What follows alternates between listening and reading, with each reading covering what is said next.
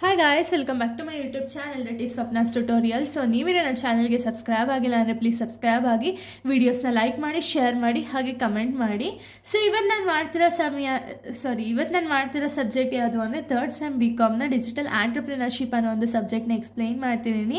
ಅದರಲ್ಲಿ ಚಾಪ್ಟರ್ 4 ಬಂದುಬಿಟ್ಟು emerging trends and applications ಅಂತ ಹೇಳಿ ಇದ್ರ ರಿಲೇಟೆಡ್ ಆಲ್ರೆಡಿ ತುಂಬ ಟಾಪಿಕ್ಸ್ಗಳನ್ನ ಎಕ್ಸ್ಪ್ಲೈನ್ ಮಾಡಿದ್ದೀನಿ. ಸೊ ಯಾರೆಲ್ಲ ಆ ವಿಡಿಯೋಸ್ನ ನೋಡಿಲ್ವೋ ಒಂದ್ಸತಿ ಆ ವಿಡಿಯೋಸ್ನ ನೋಡ್ಕೊಂಡು ಬಂದು ಒಂದು ವಿಡಿಯೋನ ನೋಡಿ, ಬಿಕಾಸ್ ನಿಮಗೆ ಕಂಟಿನ್ಯೂಷನ್ ಅನ್ನೋದು ಒಂದು ಪ್ರಾಪರಾಗಿ ಸಿಗುತ್ತೆ ಅನ್ನೋ ಒಂದು ರೀಸನಿಂದ.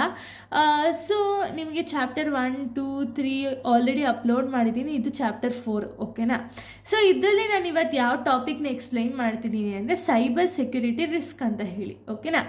ಏನಿದು ಸೈಬರ್ ಸೆಕ್ಯೂರಿಟಿ ರಿಸ್ಕ್ ಅಂದರೆ risk refers to the potential threats that can lead to the unauthorised access, damage or theft and digital infrastructure. ಅಂದರೆ ಏನು, ಸೈಬರ್ ಸೆಕ್ಯೂರಿಟಿ ರಿಸ್ಕಿಂದ ಏನಾಗುತ್ತೆ ಅಂದರೆ ನಮ್ಮ ಪರ್ಸ್ನಲ್ ಇನ್ಫಾರ್ಮೇಷನ್ ಆಗಿರ್ಬೋದು ಅಥವಾ ಏನಾದರೂ ಒಂದು ಅನ್ಆಥರೈಸ್ಡ್ ಆಕ್ಸೆಸ್ಸಿಂದ ಏನಾದರೂ ಒಂದು ಲಿಂಕ್ನ ಕಳಿಸಿ ಅಲ್ಲಿ ಒಂದು ಟೆಫ್ಟ್ ಆಗೋದಾಗಿರ್ಬೋದು, ಏನಾದರೂ ಒಂದು ನಮ್ಮ ಒಂದು ಸೆನ್ಸಿಟಿವ್ ಇನ್ಫಾರ್ಮೇಷನ್ ಲೀಕ್ ಆಗೋದಾಗಿರ್ಬೋದು, ಫಿನಾನ್ಷಿಯಲ್ ಲಾಸಸ್ ಅನ್ನೋದಾಗಿರ್ಬೋದು, ಇದೆಲ್ಲ ಆಯಿತು ಅಂದರೆ ಅದನ್ನು ನಾವು ಸೈಬರ್ ಸೆಕ್ಯೂರಿಟಿ ರಿಸ್ಕ್ ಅಂತ ಹೇಳಿ ಕರಿತೀವಿ, ಓಕೆನಾ.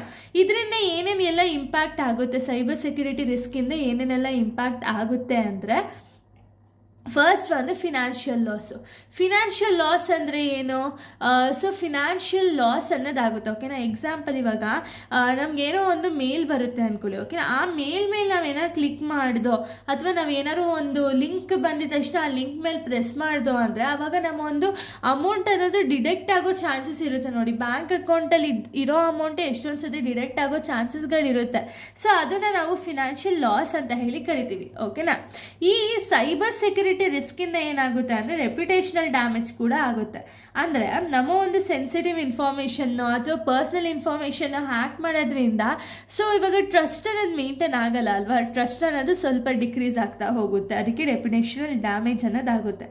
ನೆಕ್ಸ್ಟ್ ಆಪರೇಷನಲ್ ಡಿಸ್ಟ್ರಪ್ಷನ್ ಅಂದರೆ ಏನೋ ಪ್ರೊಡಕ್ಟಿವಿಟಿ ಲಾಸ್ ಆಗಿರ್ಬೋದು ಅಥವಾ ಲಾಸ್ ಇನ್ ರೆವಿನ್ಯೂ ಅಂದರೆ ಪ್ರಾಫಿಟ್ಟೇ ಬರ್ತಿರಲ್ಲ, ಲಾಸ್ ಆಗ್ತಿರುತ್ತೆ, ಅದನ್ನೆಲ್ಲ ನಾವು ಆಪರೇಷನಲ್ ಡಿಸ್ಕ್ರಿಪ್ಷನ್ ಅಂತ ಹೇಳಿ ಕರಿತೀವಿ, ಓಕೆನಾ.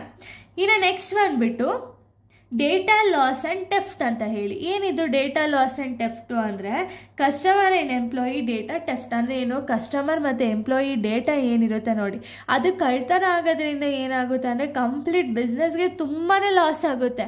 ಯಾಕೆ ಅಂದರೆ ಇವಾಗ ಕಸ್ಟಮರ್ ಡೇಟಾನ ಅವರು ಸೆಕ್ಯೂರ್ಡ್ ವೇಯಲ್ಲಿ ಸೆಕ್ಯೂರ್ ಮಾಡಿಲ್ಲ ಅಂದರೆ ಆವಾಗ ಕಸ್ಟಮರ್ ಡೇಟಾ ಎಲ್ಲನೂ ಅವ್ರು ತೊಗೊಬಿಟ್ರೆ ಆವಾಗ ರೆಪ್ಯುಟೇಷನಲ್ ಲಾಸು ಆಗುತ್ತೆ, ಫಿನಾನ್ಷಿಯಲ್ ಲಾಸು ಆಗುತ್ತೆ, ರೆವಿನ್ಯೂ ಅನ್ನೋ ಡಿಕ್ರೀಸ್ ಆಗುತ್ತೆ. ಸೊ ಇದೆಲ್ಲ ಏನೇನೋ ಫುಲ್ಲು ಎಲ್ಲ ಬಿಸ್ನೆಸ್ಸೇ ಒಂದು ಫ್ಲಕ್ಚುಯೇಟ್ ಆಗ್ತಿರುತ್ತೆ, ಪ್ರಾಪರಾಗಿ ಸ್ಟೆಬಿಲಿಟಿ ಅನ್ನೋದೇ ಇರಲ್ಲ, ಓಕೆನಾ. ನೆಕ್ಸ್ಟ್ ಐಡೆಂಟಿಟಿ ಟೆಫ್ಟ್ ಅಂದರೆ ಏನು ಅಂದರೆ can occur if personal data is comprise affecting individual. ಅಂದರೆ ಏನು, ಇಂಡಿವಿಜುವಲ್ನ ಒಂದು ಡೇಟಾ ಏನಾದ್ರು ಅಫೆಕ್ಟ್ ಆಗ್ತಿದೆ ಅಥವಾ ಐಡೆಂಟಿಟಿ ಟೆಫ್ಟ್ ಏನಾದ್ರು ಆಯಿತು ಅಂದರೆ ಅದನ್ನು ನಾವು ಐಡೆಂಟಿಟಿ ಟೆಫ್ಟ್ ಅಂತ ಹೇಳಿ ಕರಿತೀವಿ, ಓಕೆನಾ. Next employee moral and productivity ಅನ್ನೋದು ಕೂಡ ಡಿಕ್ರೀಸ್ ಆಗ್ತಾ ಹೋಗುತ್ತೆ. ಸೊ ಇದು ಕಂಪ್ಲೀಟಾಗಿ ಸೈಬರ್ ಸೆಕ್ಯೂರಿಟಿ ಮೀನಿಂಗ್ ಮತ್ತು ಇಂಪ್ಯಾಕ್ಟ್ ಆಗಿದೆ. ಸೊ ನೆಕ್ಸ್ಟ್ ವೀಡಿಯೋದಲ್ಲಿ ನಾನು ಅದ್ರ ರಿಲೇಟೆಡ್ ಪ್ರಿವೆನ್ಷನ್ ಮೆಷರ್ಸ್ ಯಾವುದೆಲ್ಲ ಇದೆ ಹಾಗೆ ಟೈಪ್ಸ್ ಯಾವ್ಯಾವೆಲ್ಲ ಇದೆ ಅಂತ ಹೇಳಿ ನೆಕ್ಸ್ಟ್ ವೀಡಿಯೋದಲ್ಲಿ ನಾನು ಹೇಳ್ತಾ ಹೋಗ್ತೀನಿ, ಓಕೆನಾ. ಇಲ್ಲಿಗೆ ಈ ಒಂದು ವಿಡಿಯೋ ಅನ್ನೋದು ಕಂಪ್ಲೀಟ್ ಆಗುತ್ತೆ. So thank you guys, thanks for watching.